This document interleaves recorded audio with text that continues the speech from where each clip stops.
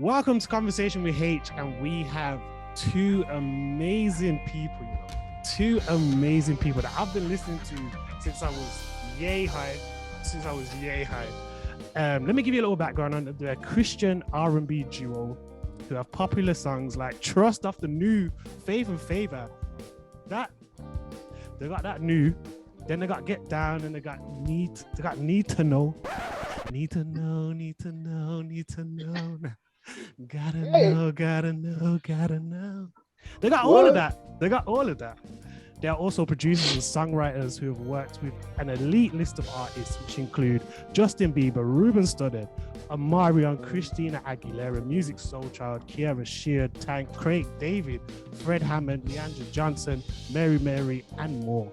Two brothers, 2 years apart, with two brand new albums out this year. Never Gets Old, Love and Light Volume 1, and Never Gets Old, Faith and Favor Volume 2. I introduced to you the musical R&B pen geniuses that are Eric and Anson, also known as Dawkins and Dawkins. How are you guys doing today?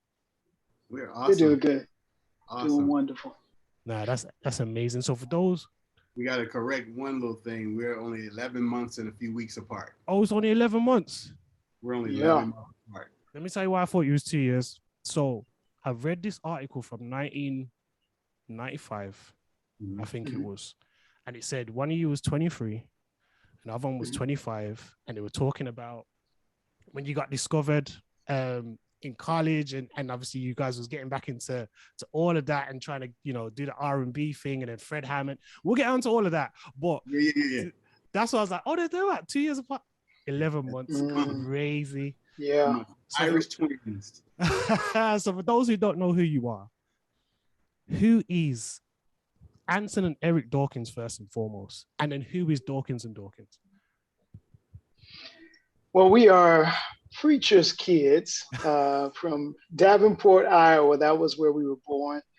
Started out there and moved to Tennessee, and then we moved to Ohio, and where we kind of got our musical start.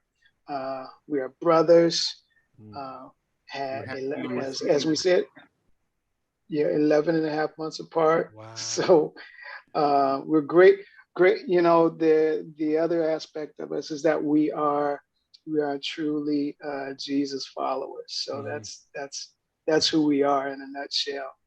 And then as Dawkins and Dawkins, that came about after singing a lot with my mom. Yep. And with Dawkins and Dawkins, when we did that. But we got an opportunity to connect with Fred Hammond after sharing a demo, and Fred got us involved in the band with Commission, and then the rest is like history. The rest is history. Yeah, definitely. I definitely hear that. So when you guys was growing up, 11 months apart, what was it like in the early years? So obviously you had your mom, who was the choir director, but she was also the church organist, and you had your dad, who was the evangelist. What was it like growing up in that household and being brothers so close? You know what? We had a really, I would say, conservative upbringing. At some moments we may have thought it was strict, but we didn't really feel the restriction so much because we were so into music. Yeah. Things that our other friends were doing, like at school, like prom and all that kind of stuff. That didn't really bother you guys. Yeah, it didn't bother us because we were so into our music. Yeah. That it was just, that was just something that we didn't really think about. So as far as the support that we got from our parents, because they supported everything we did. Like when music, whatever we wanted to do, they supported us wholeheartedly to the point where we both had drum lessons when we were younger, and gravitated more toward it. I started gravitating toward the bass guitar, so I would walk around the house, playing the air bass. So my dad bought me a bass guitar. Yeah. I played with it for a little bit, got a few lessons, and decided I didn't really want to do it. Laid it up against the wall in my bedroom, and would still walk around playing air bass when I had actual bass in my room. So my dad ended up selling that, and I gravitated toward piano. I started playing piano by ear when I was really, really young, like 3-4 years old. I was playing on the piano. So I think when I was around, I had to be around 11 or 12 years old. My dad bought me a floor speaker, a Fender Rose, like the suitcase type. And so that was what I got bit by the bug then, like just hearing that sound, being able to play that at home. The church. I was one of the church musicians. Me, my mom, and Anson were the church musicians. So growing up, we just, it was all about music. Like mom sang, my dad sings, and we got it naturally. We got a lot of other family members that sing. So music was just a natural thing for us.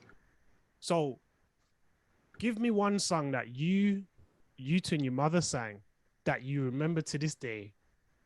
That was just when you guys used to sing, do the Dawkins and Dawkins and Dawkins trio. Give me just one song. What's one song that you guys remember you guys singing together? What's your favorite, Anson?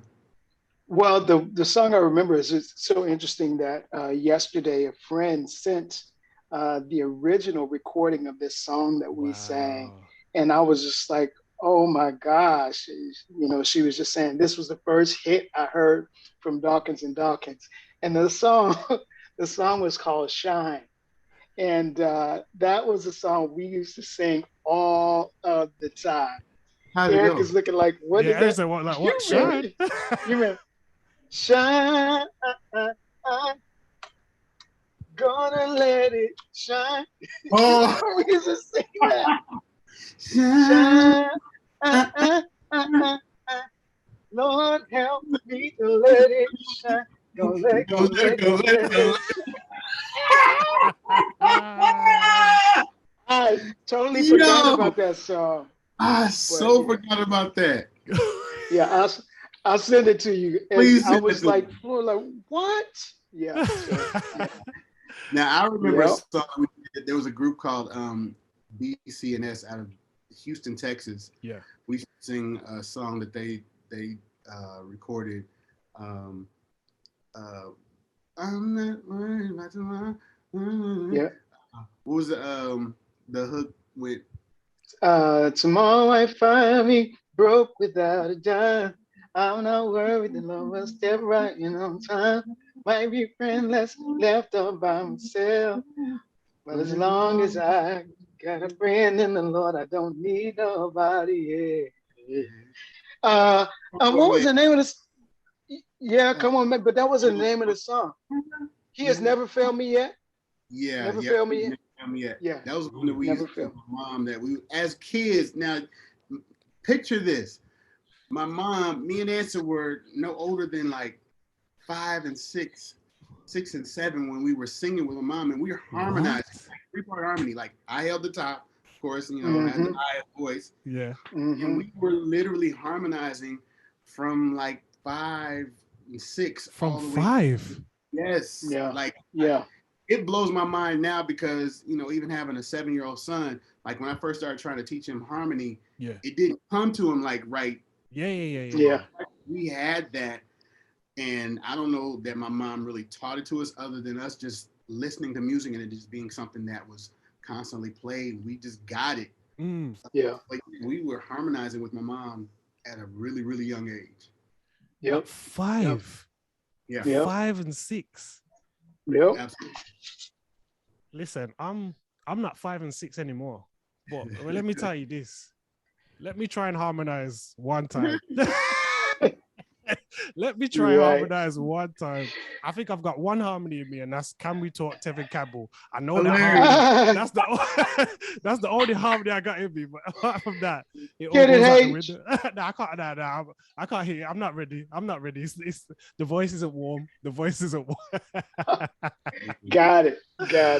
But outside of singing and playing and creating music, was there any other interest that you guys had kind of like growing up that you were kind of like was equally passionate about, or, kind of along the same lines, or was it literally music for you two? Music, really. I mean, I was, I draw. I still draw a little bit, but I was drawing in school and had aspirations of being an architect. So even college, I was I was a mechanical engineer major. Yeah. So drawing was something that I kind of did in my downtime because my dad used to sketch. I used to see those sketches that my dad would do. Wow. So I got it honest from him. But yeah, other than that, like I said, we were so into our music. It wasn't always about video games or like that. Right. It was music. Yep. Yep. Is that the same for you, That's Anson, right. as well?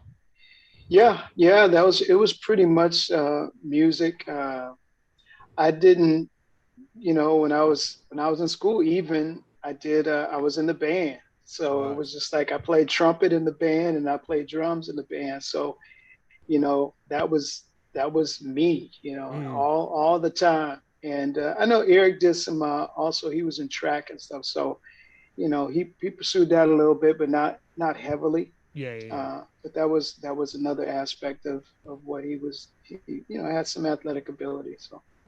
So, Anson, if you could give one piece of advice to younger Eric, what would it be? And Eric, if you could give one piece of advice to younger Anson, what would it be? To Eric, I would say, honestly, I would say do what you do. How would I say this? I would say, hey, you're going to be great. Just keep moving forward. Follow your dreams. Don't let anything stop you. Follow your dreams. You are going to be great. It's a done deal. So, yeah. Wow. I I would tell Anson, I know you're older than me, but don't bully me because I'm gonna be bigger than you. Wow. The contrast in yes. As is like, yo, you're gonna. That's good advice. You're gonna be great. That's good advice. Yeah, that's good advice. I'm gonna be bigger than you. That's good advice. I had to throw that in there, but I would honestly tell Anson just to keep being the example that he's been, because I tell people a lot of times Anson he's been a great example of a man to me, like and just as a person, like I watch how he handles people. Yeah. And part of me wishes that I could handle people like that. I'm a little more on the rough side, like a little bit more rugged. I get with you. Anson probably gonna reason with you and kind of give you we'll see what you probably do. I'm like this, I wish I would. That's kind of like that's the yin yang of Dawkins and Dawkins. Yeah, for real. I remember even growing up in, like, when we were in high school, and there were a couple cats that had some I don't know issues with my brother, and I put word out like, have them come see me. Anson's not gonna do nothing. Tell them to pull up on me. Yep. So word kind of got around, like, all right, don't mess with Anson, because if you mess with Anson, you have to mess with Eric. Yeah. And he's not going to be that easy with you. So that was kind of like the dynamic, coming up. So when did you guys realize that, we're a duo? Like, let's start putting some songs together. Was it in college? Was it before that, high school? When was you guys like, yes, Dawkins and Dawkins is a thing that can work? We've been doing music before we got in college, but as far as being creative with it, on that level, it was kind of during college, because Anson was going to Youngstown State University, which was about an hour and some change away from where we lived. So when he would come home sometime and we would work on stuff, I was working at my dad's radio station at the time, so we would work on demos and stuff like that, and just kind of be creating. But we really, really got into it once we started working with commission. We tapped into that creative side that was always there. So talk to me about commission, because I feel like the perfect group to navigate you guys through from a Christian perspective would be commission, in terms of their sound was like different to what was coming out at the time. When you guys come out, you guys sound like R&B, like not Christian R&B, not gospel R&B. I'm talking R&B full stop. You can put your albums up with any TGT. You can put your albums up with any Tyrese, any Mark. Like that's the level that you guys was hitting. So talk to us about, being under the wing of kind of like Fred Hammond. How did that even happen? How do you just meet and just get intertwined with Fred? Like, how does that happen? Well, then, that was, there were a few different things that happened with that situation.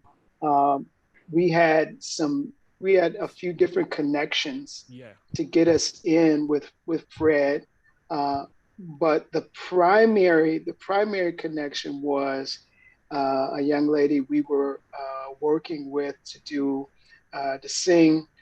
We were doing background and playing for this girl, and she was singing somewhere. We did a rehearsal. We went up to Detroit to rehearse with her, and then when we did that, we brought our demo, and we let her hear our demo, and she was connected, with Fred personally, where they were doing some music and stuff together. So she was like, "Fred needs to hear this right now." She took us over to took us over to his house. And we sat down, she was like, "Hey, you got to hear this." And we kind of gave him the connection. Hey, we're from this place, and we know your family's from here and all that stuff. And so we, he heard the demo. He's just like, "Oh, we need to be doing this right now. We need to be working on y'all right now." So, the idea was to do a group with 2 guys and 2 girls, and put us in the group. But that didn't happen. So, it was like, hey, it's just gonna be y'all 2. Y'all gonna do your thing, and he named us Face to Face. Oh, you used Face to Face before Dawkins and Dawkins. Yeah, so he named us Face to Face. But what happened was, so what happened was, he basically fell in love with the name Face to Face, and he was just like, "Hey, you know what? I'm gonna use this name for my production company." So y'all just be Dawkins and Dawkins. That's your name. Why don't y'all just be Dawkins? So we were like, "Okay, cool." And that's the way that happened. But commission was, as you said, was a great way to get us into the industry and to help us learn. Because those guys had some of the same backgrounds that we had as far as growing up in church and being involved, and so we had an immediate connection, and we had followed them since they first came out. We were like some of their biggest fans, so it was just like surreal to us to be able to be involved with them. And one of our first opportunities to go out on the road with them, we actually came to the UK. So that was like a big deal for us. We got, we were able to come to the UK several times with them, and then we got to come several times by ourselves. So it was just a big deal to be with them. They were very instrumental in helping us to hone how we were going to do what we were going to do, and to as well set the bar. To set the bar, because where the bar was, we were like, okay, this is it. We're not going to go below this. We're going to take it up. So that's what we ended up doing. What do you learn from Fred and commission and the whole being on tour? What's one thing that probably each of you learn in that kind of moment? Oh man, so much. Too many. Yeah. So much. It was literally a crash course in music business, in how to be a man. Like, we learned a lot of lessons from those guys. We took a lot from that as far as like how we compose music, how we structure our songs, how we do harmonies. And the crazy part was, it was a lot of stuff that we were kind of doing just innately. But being with them, it was kind of like, okay, this is the stamp of approval. It's like this like you're on the right path to do what you do. Yeah. we're doing the right thing. So, and even recording to them the process when we did commission number 7, because we wrote and co-wrote like 3-4 songs on that project, and the process that they record in the studio was like, it was mind blowing for us because we're standing around a microphone. Yeah. Myself, Anson, yeah, Marvin, Mitchell, Carl, and Fred. All 6 of us standing around. Only just standing around a microphone singing these songs. So if you listen to number 7, any place you hear harmony, we were all in the studio, in the booth at the same time, singing together. We had to learn songs and sing them in the studio. Wow. That was kind of like a surreal moment. Like I can remember me standing in that circle, that semicircle. Thinking to myself, oh, I'm about to have an out of body experience. Heart beating fast for 2 reasons. Because I'm in this room with some of my idols, and another reason, I don't want to suck. So I gotta be on my A game, and it taught us like excellence, really, because those guys hear that stuff. It's like we learned later on, like people like Boyz II Men, like those are friends of mine. They even said like we study commission. Teddy Riley and Guy, they study commission. Group Shot, they study commission. Jodeci, they studied commission. We were in great company, and to be a part of that, it just really it sharpened our swords. So I mean, we had no choice but to come out of there, with bar being high. Anson, would you say firing on all cylinders? I would say this, that one of the things that I picked up from being out with the guys on the road was the aspect of we had a little thing that we would do, this little game, and this little game where we would call what was the game called? I can't remember what the name of it. Yeah, it was like this. Well, but basically, it was like we would get ready to go into. We would get to it would be like at restaurants or rest stops or something. We would go. We would get ready to they would kind of make like they were going to rush in. Everybody, we're all going in. Hurry, we got to go. And we got being all young and just like, okay, y'all can't outdo us. So we take off and go try to get out ahead. We get out ahead, and they get just right up to the door. As you go in the door, and they yell something crazy, and then you standing there, and people in there looking at you like, what's wrong with you? And that, I mean, the point that Anson quit playing the game. We were in Minneapolis. There was this restaurant called Rudolph's that we used to go to. Great barbecue. So we're going to this restaurant, and Anson decided. I mean, we're all hungry, but Anson must have been hungrier than the rest of us. He forgets the rules of the game and decides to go in first. And one of the guys, I forget whether it was Fred or Mitchell or Marvin. It was Marvin. He yelled, "I'm coming in!" Like crazy, right inside the door were 2 police officers. And they right there. Like, that was one of those moments where it's like, at the right time to play this. And from that point, Anson was like, y'all play us too. I'm good. But I have to tell this, and I've told this a couple times before, but I think I have the crown. I'm the winner of the game. King of the game. Okay. Because I got the man, Fred Hammond. I got him the best out of anybody in the history of the game. So setting it up, we're at this called Evangel Temple in DC, and so there's this area we're upstairs in dressing rooms and stuff, and the lobby of the church is filling up with people waiting to get in, but they're not opening the doors. They're in the lobby. There's a balcony over the lobby where you can look over in the lobby and see people, and I guarantee you had to be at least 200 some people in this lobby. Fred is leaning over the banister like this. Now it's a solid banister, so you can't see anything below whatever somebody is.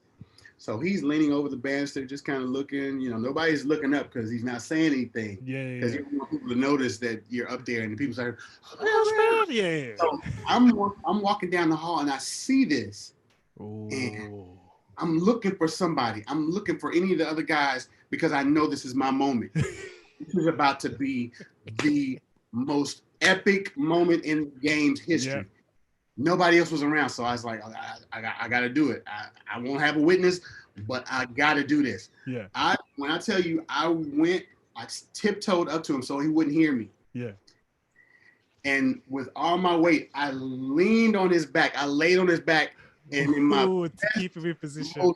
In my best, most annoying, obnoxious Fred Hammond tone of voice, I did.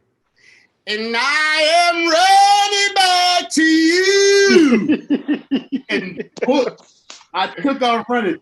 Fred doubled over in tears. He was crying, laughing so hard. He turned beet red. Like he was so. Not running back to you. You could have chose Everlasting Love. You could have chose Ordinary Won't Do. That right there gave every bit of his tone, like, and I am running back to you. When I tell you, I could not wait until I got back to tell the story. And Fred, even he admitted, like, yeah, he got me. He got me. That is the champion of all games right there. Eric has the crown right now. So I've the champion belt for all these years. And that was what? 93. That was a long time ago. Yeah. Of all the songs you could have chosen, you chose Running Back to You to just. Yep. That was one of my favorite songs too. So it could have been anything, but I think that's what came to my mind when I had the moment. That's the first thing that came out. Yep. It could have been like, I'm going on in the name of anything. Could have been anything. Oh gosh. So when you guys first come out as a duo, your sound, as we've kind of said before, was totally different to what we were hearing at the time in a lot of areas in terms of like Christian and gospel music. Do you feel like your sound initially was accepted, or was it never done or put together to be accepted because you weren't really trying to reach those inside, you were trying to reach those outside?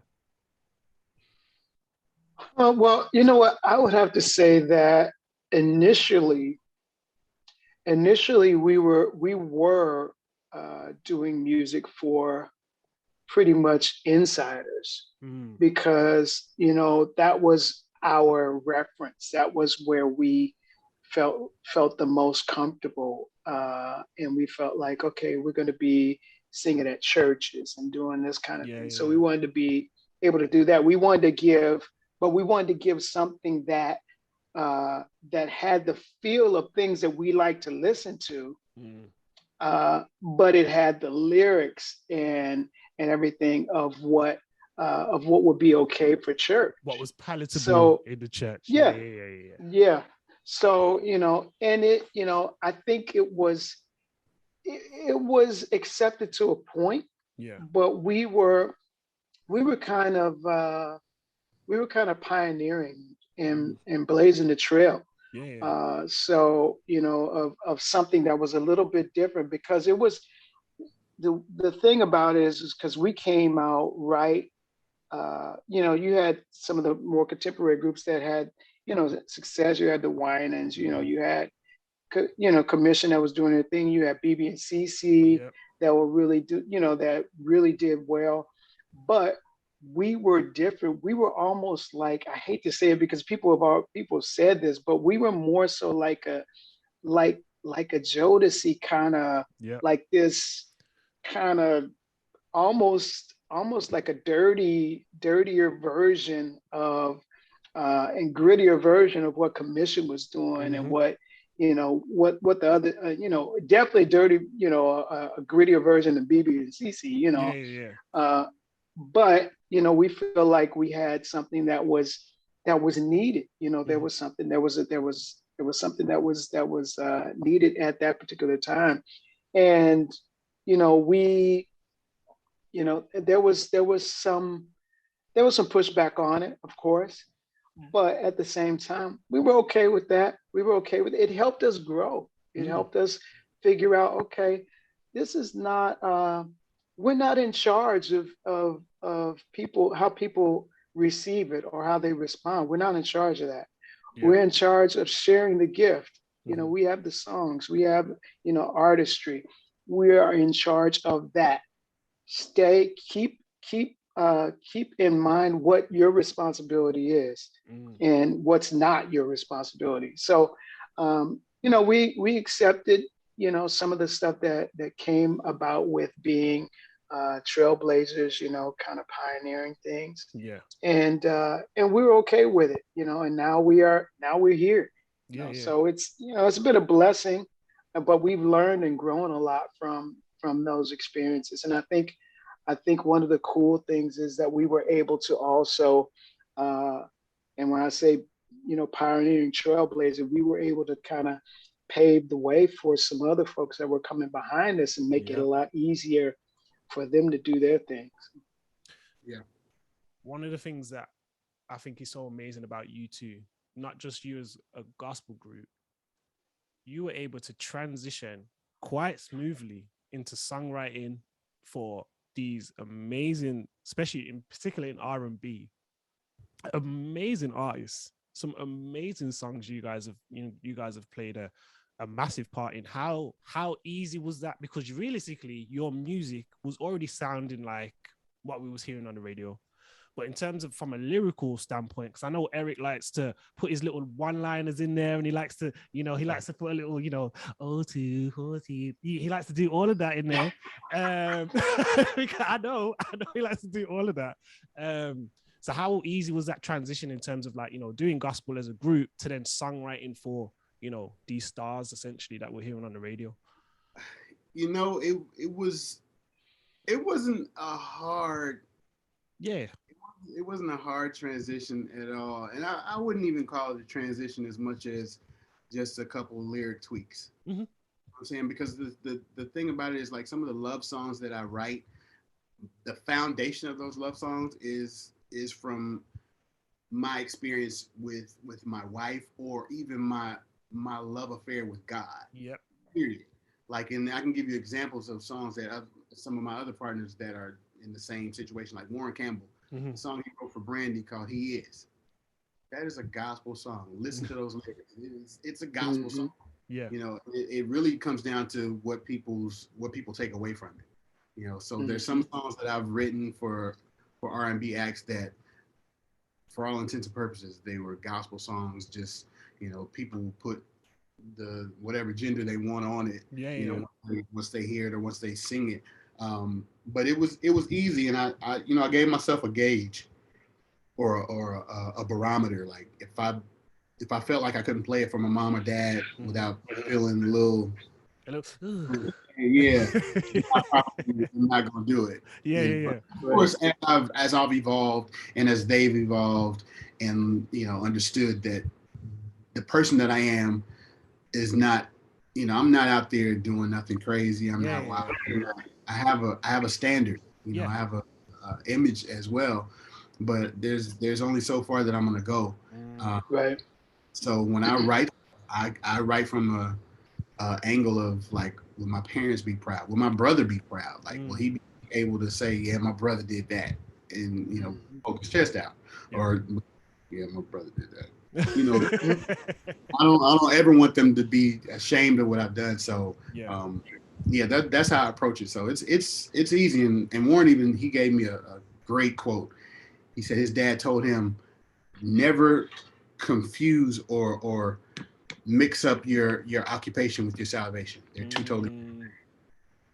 So it's really an occupation for me. This is how I support my family. Like, so God allows me to be in certain circles that afford me the privilege to do what I do. So I just keep going until he says stop. And then Anson, because obviously in particular, like, for yourself, there was obviously a situation where the boundaries, when we talk about boundaries, you felt the boundaries were kind of being pushed. That's why you kind of stepped away a little bit in terms of like from a songwriting perspective.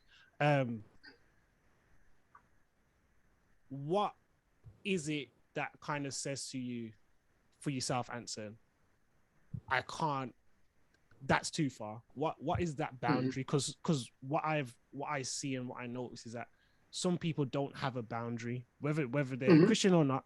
They don't have a boundary in terms of what lyrics or what they're going to write. So what is it for you in particular that, you know, do you feel like, okay, that's too far? Or what pulls you back from going to past that boundary essentially? Well, the boundaries have to do with your own personal values, of course, where you feel like God has given you the grace to move in a certain area. When you feel like you don't have the grace to do it, then you don't do it. One thing I'll say is, you know, because as we've been back in this element, and this question has come up, you know, many times in this situation that is you know, kind of public knowledge or actually getting around that I pulled out of certain situations, and just because it was, you know, because of certain things. What I will say that I am learning even now, as you know, as I look back and try to, you know, what was all that, you know, because I could say, you know, there was legalism involved. Yeah, there was some legalism involved. I could say there was some self-righteousness involved, and yeah, there was some of that involved. But another thing that I'll say that I feel like had a lot to do with it was this, you know, it's gonna sound funny, but birth order. I mean, it's so interesting that being the oldest, and my thing has always been to be the example and to be to try to be the one that was going to please, you know, everybody. And I say, oh, I can't. I'm doing this. This is, you know, I feel like this is not going to be pleasing for people. You know, this is not going to be a good look. Then not realizing, even as the oldest, you know, a lot of times as firstborns, we have this it's a false sense of us being able to please everybody. And I was still dealing with that then, you know, trying to please everybody, and then not even knowing what I wanted, not even knowing what was going to be good for me. I felt like other people know what's good for me, you know. So I didn't say that, but that's how I was acting. Other people know what's good for me. So I will say that there were so many factors involved. It's not one thing, but that I still have my own personal boundaries, my own personal limits, because I know what I have the grace to do. I have this set up, and I can't say, okay, well, if the song says this, then I'm not going to be involved. You know, or if the artist is this artist, I'm not going to be involved.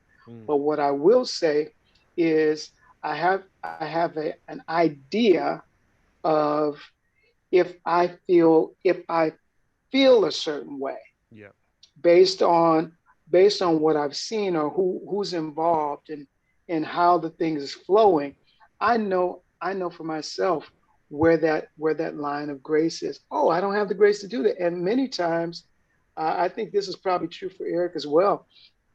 We get to find out, God, we kind of set things up where if it doesn't work, if it just doesn't work out, we weren't supposed to be involved with it. You know, it's just like it's set up that way. Oh, it didn't work out. I wasn't supposed to be doing it. Yeah. You know, or if it's working out, I'm probably supposed to be involved with that. I'm probably, you know, I have the grace to do that. So, you know, that it's, you know, that's how I kind of look at it. So that feeling of trying to please everybody or trying to please people as the oldest and things like that, how do you overcome that, or how do you get to a place where that doesn't hinder you anymore? Yeah, go ahead. We don't we don't base our level of success on things or people or accolades, anything like that. We measure our level of success by our obedience to God. Period. So if people have a problem with it, ultimately they have a problem with God, because we're not going to do it if He hasn't given us, like Anson said, the grace to do it. Yeah. So people that claim to have a relationship with God should really kind of go in their prayer closet and they have a problem with it, because we're unapologetically continue to do what we've been called to do. And that's what we've been doing, and that's another reason why we don't just put records out back to back to back. We just don't feel like that's our calling as much as it is us being in the right position, in right standings, with God, and being available for Him, because He's gonna let us know when it's time to do stuff. We'll do it. So, and what you're saying there will bless a lot of people, especially a lot of Christians trying to navigate their way into the mainstream in terms of not wanting to. They got the pull of the church, who's like, stay in the church, stay here, sing every Sunday, do this song, Let me speak to that before you move on, because that part right there, that component is what drives more people, more artists or creatives out into the world. Because for one, the church will tell you that you need to do it a certain way, but then they won't support you when you do it. So how are you supposed to live if you don't get the support that you need? I made a decision early on in our career. I mean, I say early on, but we had been doing it for since '93 as Dawkins and Dawkins. By 96, 97, I decided, like, I'm not going to be held to what the church says that I should be doing. Because at the end of the day, when LADWP sends that notice to my house, when JP Morgan Chase Financial sends that notice to my house, when Aquin Loan sends that mortgage note to my house, who's taking care of this? I'm responsible for being a good steward over what I have. So in order for me to do that, I need to be doing something that's going to allow me to take care of the things that God has given me. So I made a decision to start, planting myself as a writer, producer, vocal arranger and vocal producer in the industry, in the secular industry, so I wouldn't have to depend on the church to support me, because I'd seen it enough. Even with commission, there were times where we went to did a gig, didn't get paid, like where the promoter was janky, or the church, something happened, or they had to take a lesser pay because the ministry didn't have enough to really pay us what we get. So there were times that I saw that, I was like, I'm not going to be bound to that, and I'm not going to be one of those gospel artists that has to be on the road 42 weeks out of a year in order to survive. Like, I don't want to live like that. So I just made it clear, like, I'm going to do this, and when it's time to get on the stage and minister, I'll be comfortable doing it, because I'm not worried about if I get home from this gig, my light's gonna be on. Yeah. I think it's important what you're saying, and because especially here in the UK, I know there's a lot of artists, creatives that are in that battle in terms of not wanting to disappoint. And so sometimes it's not so much the church, sometimes it's parents, sometimes it's grandparents, sometimes it's those who you've looked up to, not want to disappoint them, but then also knowing that regardless of how many churches I sing at, I still need this to be paid. I still need to be able to buy the shopping. I still need to be able to make sure there's food on my table. I still need to be making sure that I've got clothes on my back and my kids' back, because it's not just me that I'm worrying about. And they're like, and this is pulling me, and I have a sense of peace from God about it. but yet the people on this side. Let me tell you something, and this is it's just pulling up so many things for me because I kind of battled for me answering those about being a solo artist doing R&B. Yeah. You know, I have a whole entire probably 4 or 5 albums worth of R&B material. But when I decided to do it, the only people that I was concerned about was my dad and my brother. Literally, those were the only two people I was concerned about how they would feel about if I decided to do that.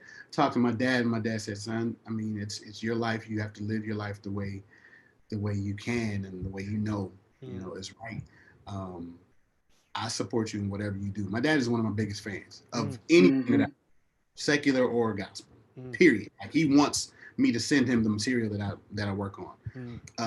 So I got that blessing from him, and then I had it was probably even harder to talk to Anson about it because one of my my commitment is to my brother. Like this is something that we started. That is my partner. Yeah. Like my business partner. You know, before everything else, I started my music business with my brother. So there's an obligation that I feel like I have to him, even to the point where I'll pull him in on some of the secular gigs that I do, like writing and producing and stuff. I'll just pull him in or send him something like, "Hey man, just write a verse or a hook or something to this," just so I can make sure that he's getting something from it.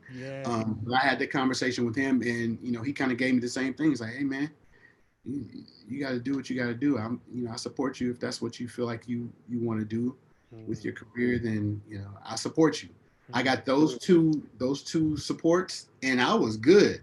And my dad, at the time I was going to Bishop Noel Jones Church. Yeah, he's a friend of the family, so my dad had spoken to him about it, and because he was my pastor at the time, he called me.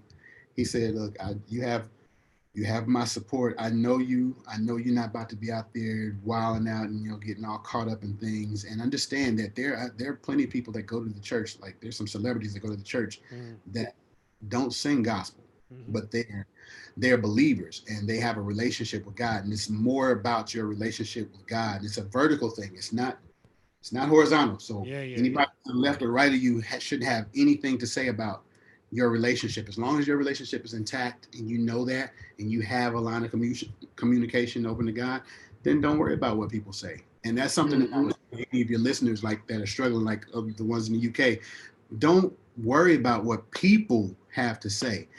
Make sure your relationship and your communication is on point with God. He'll tell you, and don't let the voices cloud out his voice, because a lot of times we let the church cloud out the voice of God. It could be saying something totally different, but we're busy listening to people that we actually see and interact with every day, when our main interaction should be spending that time with God. And if you do that, then you'll know. Like he'll tell you you should be doing this or that or not. Yeah, he'll let you know. Yeah, he'll let you know. So it's interesting because what Eric was talking about, listen to people drowning out the voice of God, that the idea that we are trying to get approval from people who are trying to get approval from other people who are trying to get approval from other people. So, what's the sense in doing that? I mean, I need to be approved. Let me be approved by God. Yeah. And then let people do what they're going to do. I'm not in charge of that. And if any church or any pastor, I've been blessed to be in churches that have been very supportive and been, hey, this is what God has for you to do, then you do that. You use your gift and your abilities, your talents to you can use them outside. They're not just for here. Yeah. Because we don't do that. We don't do that, with people who are engineers. We don't do that with people, you try to make it like the arts are special, that the entertainment is special. No, it is its own thing. Just like engineering is its own thing. Just like medicine is its own thing. There's no place to practice. Just because there's no place to practice medicine in the church doesn't mean that it doesn't. You can still be a doctor And you're not just going to treat, Christians. You're going to treat everybody that comes to the door. And you're going to work in, you may work in a hospital where they don't have the same type of beliefs that you do. Yeah. So you have to really, again, that approval thing will mess you up, And you said something key there, that especially with sometimes in church, because they can equate you singing on stage to singing somewhere else, where they can't equate you being a doctor in church to being a doctor somewhere else. It's like something holds a little bit more weight than the other, when realistically, if when you sing in church, obviously we sing to the glory of God, but when we sing in church, like, and we produce our tracks and all these types of things, there's effort, and there's money, and there's investment in ourselves that goes into it, the same as a doctor would invest in themselves, the same as a scientist would invest in themselves, and the same as all these different types of people. But it's only because we can equate and we can literally see, okay, realistically, why can't you do that here? That's why the creatives, especially singers and musicians in particular, people look at it like, hold on, don't play for them, come to the church and do this. But yet there's no support, and then there's no investment into that from. That's like telling a contractor that is a believer, you can only build churches. Yep. Or accountants, you can only do finances at churches. Yeah, you can only do finances of the church. You can only work on the offerings that come in. You can't be an accountant to the people. It's that kind of. It's really that simple. Yeah. Look at it, because, in all honesty, music is just conversation set to music. Songs are just conversation set to music. That's all they are. Like, so if you walk around quoting King James all day and that's the way you talk, you go ahead and do that. I don't talk like that. I talk to my friends and my wife a certain way. And when I write songs, they're really imitating conversations that I have set to music. That's all it is. It ain't, I'm not here. Now like I said, I have a line, like, there's certain stuff I won't say. Like, I'm never going to degrade a woman. I'm not going to be talking about, hitting it and running, that type of thing. That's not me. I'm not knocking anybody else's hustle, but that's just not for me. I know where my line is, where my grace stops. So it's conversation. And I think there's it's not all churches, but there are some people in some churches that have that, that pull that I know will benefit from what you guys are saying, especially who are so successful. What did you guys learn about songwriting and producing within the industry that you didn't learn as artists?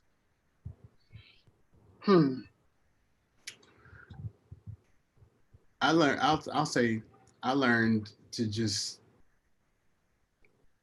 be, and I use this in every area. I just learned to be available to the moment. Like, and songs have a way of writing themselves. A lot of times we try to write a song, and that's backwards. You should let the song write itself. Like, just when you make yourself available, it flows a lot easier. I've found probably over the last 5-10 years, I've just adopted that. Like, I'm not gonna force a song. Like, it doesn't serve me. To force a song. I've learned to let the song write itself. What about yourself, Anson? I think just being a creative doesn't stop at the artistry end. Your creativity flows throughout. And once you get into that writing area where you're doing writing and production, you realize that it's not just limited to this thing. This is who you are. This is who you are. You're not just an artist. You're a writer. You're a producer. You're a consultant. You're a coach. But all this stuff has to do with creativity. Your creativity should flow through everything that you do. So So you guys took a break. Let's get back to you guys as artists. You took a break between 98 to 2011 in terms of releasing albums. And then you took another break from 2011 to 2021 in terms of albums. You released a single in 2020. What was happening in those breaks? Because I feel like we missed Dawkins and Dawkins. We missed that sound because, as I've already said, you came back and it was just like you never left. So what was happening in those breaks to why you guys took those breaks? And how different are you guys as artists now than you were 10 years ago? Well, to be honest, our breaks really... or were they not breaks? Or were they just to do other stuff? Yeah, they weren't really breaks for us. We were doing life. You know, and sometimes life dictates, you know, what's going to happen. And with us, because our life is, you know, God-centered, it's kind of the same thing. Life dictated to us that we should be, you know, whether it's cultivating our relationship with our families or just being mentors to people, giving back in our communities, whatever it was, we were just doing that. And when the time came, when the time was right, we decided to put more music out. And, you know, another component of that is, you know, we've been in several situations where we just didn't feel like it was the best fit, you know, after being in it, as far as like label situations.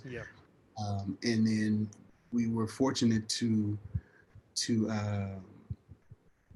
have a situation this time around with family. Ron Dawkins is our cousin, and he owns the label that we're signed to, and I happen to be the president of A&R as well.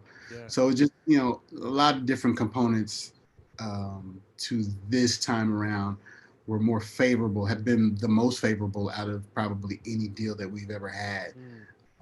Just because we have pretty much total creative control over what we do, and it's just a more liberating place to be in when you're working on something that's like your baby and you putting it out there. You don't want somebody to tell you how to raise your child. You know what I'm saying? So essentially, that's really what this time around is for us. Is we're different in the aspect that we grow in those times that we're away. We make sure we grow and we learn. And even when we approach the music the next time around, there's a little bit of maturation that's happened. So you either hear it in our lyrics or hear it in the production. Every round goes higher, you know. So production wise, it's going to be, you're going to hear it. Like we've always prided ourselves on, even you say like the production value of what we do. There's a bar that we set. We can never go below that bar. So if it's not right, if we don't have the stuff that we want to the people to hear, then we're not going to put it out until it's right. So, So is that the same for you, Anson? Yeah, I think we've changed in the sense that we've grown to a place where we are able to adapt a little bit better. We know the industry's changed. We know that, you know, the time has changed. You know that even as we came in, the industry has changed since we've been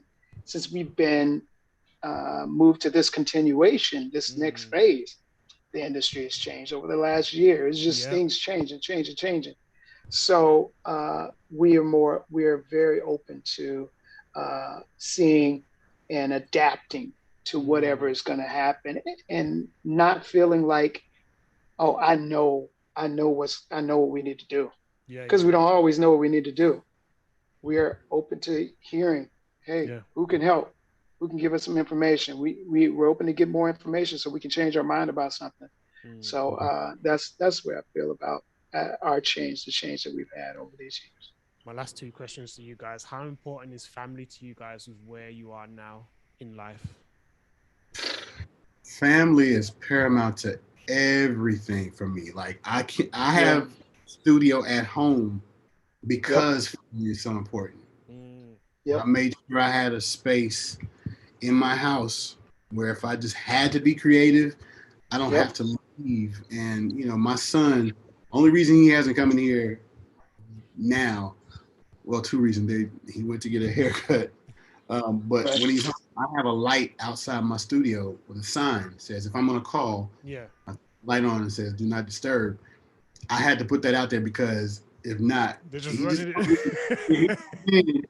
And for no reason. Yeah. I'm like, what do you need, Parker? He's like, I just want to tell you I love you.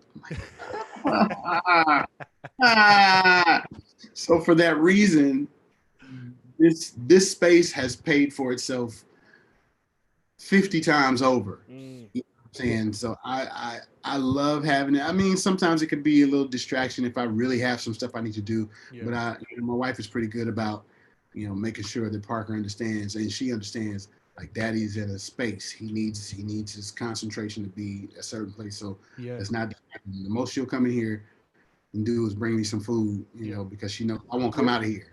I won't eat. So she'll bring me a plate and I'll stay in here and, I lock in when we're on that tight schedule. But family is super, super important. My parents are still alive, like my mom and dad, 75, and my dad's about to be 82.